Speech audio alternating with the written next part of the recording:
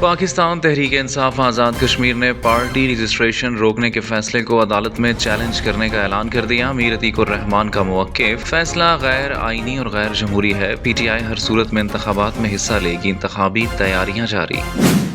آنے والا مونسون شدید ہونے کا خدشہ، تمام ادارے الرٹ کر دیے گئے۔ ایس ٹی ایم اے اور ریسکیو اداروں کی تیاریاں تیز، ندی نالوں کی صفائی شروع، خطرناک علاقوں کی نشاندہی، آبادیوں کو محفوظ مقامات پر منتقلی کا منصوبہ تیار۔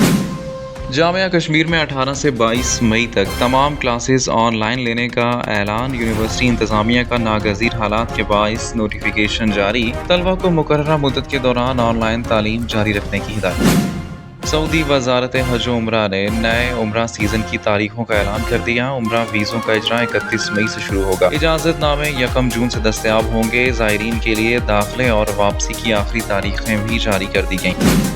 اور امریکہ میں ایئر شو کے دوران 2 جنگی طیارے فضا میں ٹکرا کر تباہ، خوفناک حادثے کے باوجود تمام پائلٹس محفوظ رہنے میں کامیاب۔ طیارے فضائی کرتب دکھانے کے دوران حادثے کا شکار ہوئے۔